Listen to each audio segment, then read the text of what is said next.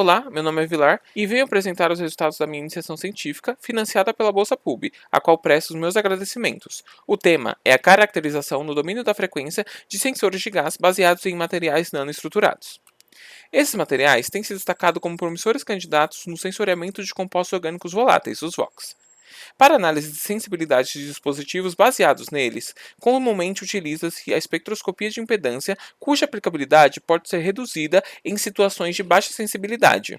Para essas situações, encontra-se na literatura sensores operando na faixa de microondas. Assim, os objetivos desse trabalho consistem, na parte 1, sobre a avaliação da sensibilidade de óxido e tinta de grafeno em MWCNT utilizando a espectroscopia de impedância, e na parte 2, onde tem-se o projeto e simulação de um dispositivo sensor em microondas. O intuito é estabelecer as bases para futuras aplicações. Sob a metodologia da parte 1, teve-se a fabricação da matriz de sensores de eletrodos interdigitados denominada Glacarb10, sobre a qual foram depositados os nanomateriais carbonados citados anteriormente via gotejamento simples. A matriz foi exposta a meios gasosos com fluxo controlado de ar seco ou vapor de acetona de 100 ppm a 300.000 ppm diluídos em ar seco em temperatura ambiente. Na sequência, obteve-se o espectro de impedância dos sensores nesses meios na faixa de frequência de 10 mHz a 1 MHz, utilizando o Autolab. Essas curvas refletem a sensibilidade dos materiais à acetona.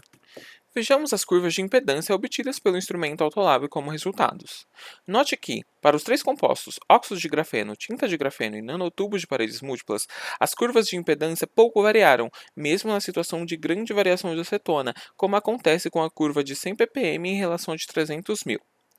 Exceto no caso da tinta de grafeno, é claro, que teve uma brusca variação para este único valor de concentração, de 300.000 ppm. Percebe-se então que esses sensores são pouco sensíveis à acetona e por isso a espectroscopia pode não ser o método mais adequado para a caracterização. Assim, entramos na parte 2 do trabalho sobre o desenvolvimento e projeto de sensor na faixa de microondas.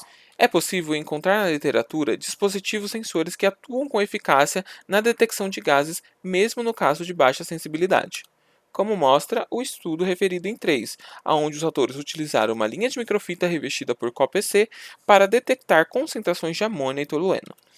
Mesmo a baixa variação do coeficiente de reflexão, que foi uma medida de sensibilidade utilizada, não foi um impeditivo para a boa atuação do sensor. Dessa forma, foi feito o projeto e simulação de um dispositivo do tipo ressonador de linha de microfita, operando como sensor de variação de frequência de ressonância.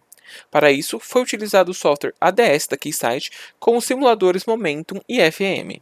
O dispositivo desenvolvido é composto de uma linha de transmissão em aberto, o ressonador, e uma linha de transmissão direta, que será alimentada externamente. Em um meio de referência como o ar, tendo o ressonador a dimensão de meio comprimento de onda de uma dada frequência f0, sempre que se alimentar a linha de transmissão direta nessa exata frequência, os campos do meio se acoplarão com o ressonador, de modo que quase nenhum sinal será transmitido ao final da linha. Por isso, chamamos f0 de frequência de ressonância. Se olharmos para a curva do coeficiente de transmissão no final da linha direta, poderemos ver um perfil de um filtro rejeita-faixa na frequência zero. Se então introduzirmos ao meio de referência os materiais sensíveis, a frequência de ressonância f0 sofrerá um certo deslocamento, que dependerá da característica de cada material, isto é, da permissividade relativa. Então, o dispositivo foi projetado para ter frequência de ressonância por volta de 1 GHz.